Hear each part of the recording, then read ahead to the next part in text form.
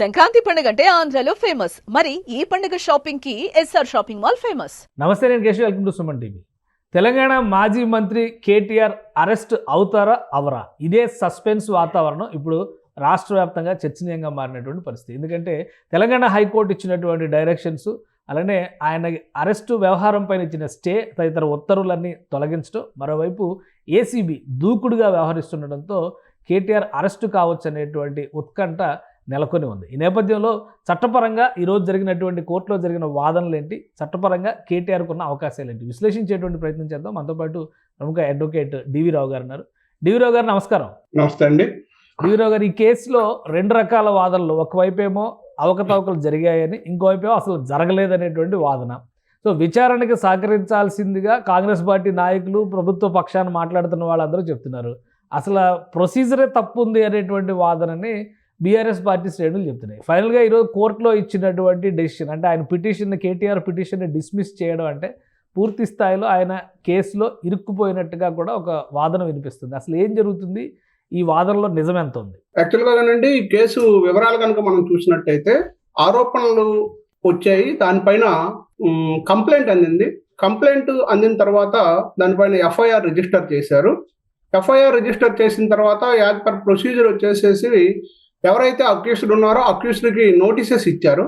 ఇటువంటి పరిస్థితుల్లో వాళ్ళు ఏం చేశారంటే హైకోర్టులో ఎఫ్ఐఆర్ క్వాష్ చేయమని చెప్పి క్వాష్ పిటిషన్ని ఫైల్ చేశారు.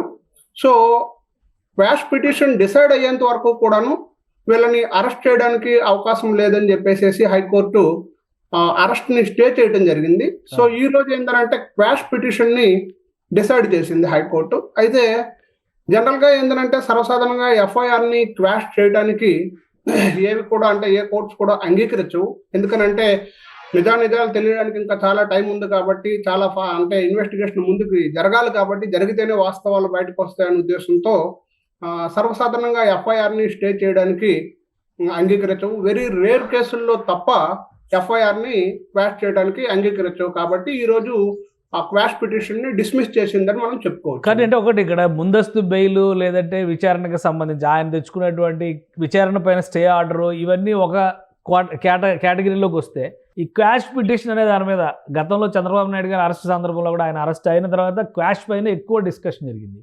ఇప్పుడు కూడా ఈ కేసు విషయంలో విచారణకి సంబంధించి సహకరిస్తామని ఒకవైపు చెప్తున్నారు, మరొక వైపు నుంచి క్వాష్ పిటిషన్ మూవ్ చేశారు. ఇప్పుడు కేటీఆర్ గారు రేపు సుప్రీంకోర్టుకి వెళ్తారేమో అని సుప్రీంకోర్టులో తెలంగాణ గవర్నమెంట్ కూడా కేవియట్ పిటిషన్ వేసింది. ఒకవేళ ఆయన పిటిషన్ వేస్తే ఆ పిటిషన్లో వీళ్ళు ఇంప్లీడ్ అయ్యేందుకు ఇదంతా రాజకీయ ఎత్తుగడలాగా నడుస్తున్నటువంటి వ్యవహారం అనుకోవాలా, లేదంటే నిజంగానే అవినీతి జరిగింది, దానికి తగిన ఆధారాలని తీసుకురాగలరు? ఇప్పటివరకు ఉన్నటువంటి స్టేటస్ని చూసినా కానీ తగిన ఆధారాలు ఉన్నాయి కాబట్టే పోలీసు విచారణ, ఏసీబీ విచారణ ముందుకు సాగుతుందని అనుకోవచ్చా?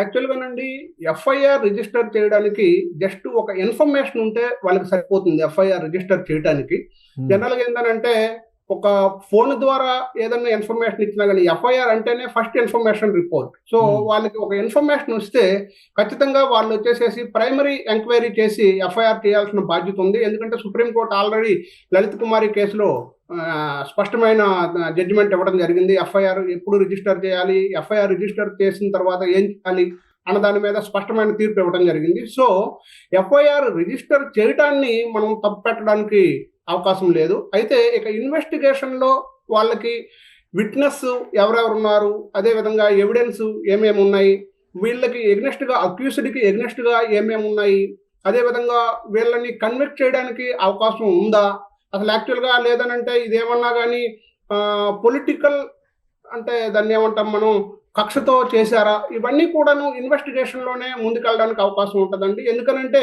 ఇవన్నీ కూడా ఇన్వెస్టిగేషన్ ఏజెన్సీ సెక్షన్ని డిసైడ్ చేయదు.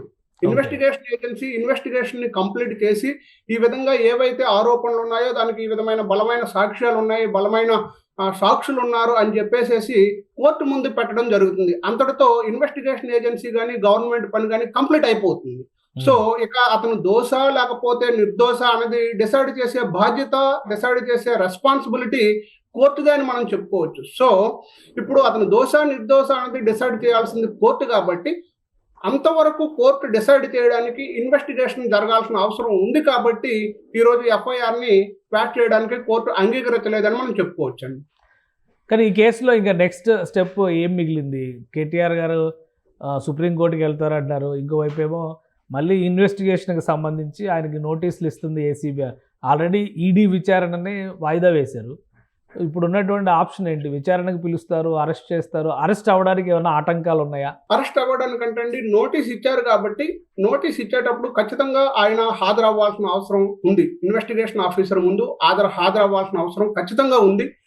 ఉన్నప్పుడు ఆయన వచ్చేసేసి ఏవైతే చెప్పదలుచుకున్నారో ఆయనకి సపోర్టివ్ గా ఉన్న ఎవిడెన్స్ కానివ్వండి, లేదనంటే ఆయనకు వచ్చిన ఎలిగేషన్స్ ఏ విధంగా కరెక్ట్ కాదో, అంటే అవి ఫాల్స్ అలిగేషన్స్ అనేసి ఇన్వెస్టిగేషన్ ఆఫీసర్ కి చూపించుకోవాల్సిన బాధ్యత, ఇవన్నీ కూడాను బర్డన్ ఆఫ్ ప్రూఫ్ అంతా కూడాను ఇక్కడ అక్యూజ్డ్ మీద ఉంటుంది. కాబట్టి అక్యూజ్డ్ మొత్తం అంతా కూడా వాళ్ళకి ఎక్స్ప్లెయిన్ చేయాల్సిన అవకాశం ఉంటుంది. ఎక్స్ప్లెయిన్ చేసిన తర్వాత ఇన్వెస్టిగేషన్ ఆఫీసర్ గనక అంటే ఎవరైతే అక్యూజ్డ్ ఉన్నారో అతను దీన్ని ఎక్స్ప్లెనేషన్ కనుక సాటిస్ఫై అయితే అరెస్ట్ చేయకుండా తదుపరి వాయిదా ఇచ్చి ఇంకో విచారణకి హాజరు కమ్మని చెప్పి పంపించే అవకాశం కూడా ఉంది. లేదనంటే ఈయన ఇచ్చిన ఎక్స్ప్లెనేషన్ ని ఇన్వెస్టిగేషన్ ఆఫీసర్ సాటిస్ఫై కాకపోతే కనుక ఆయనకి కస్టడీలోకి తీసుకునే ఛాన్సెస్ కూడా ఉన్నాయని మనం చెప్పుకోవచ్చు. అంటే ఇప్పుడు క్లియర్గా కోర్టు కూడా ఆయనకి అరెస్ట్ విషయంలో గతంలో పెట్టిన కండిషన్స్ అన్నీ కూడా తీసేస్తున్నట్టుగా చెప్పింది.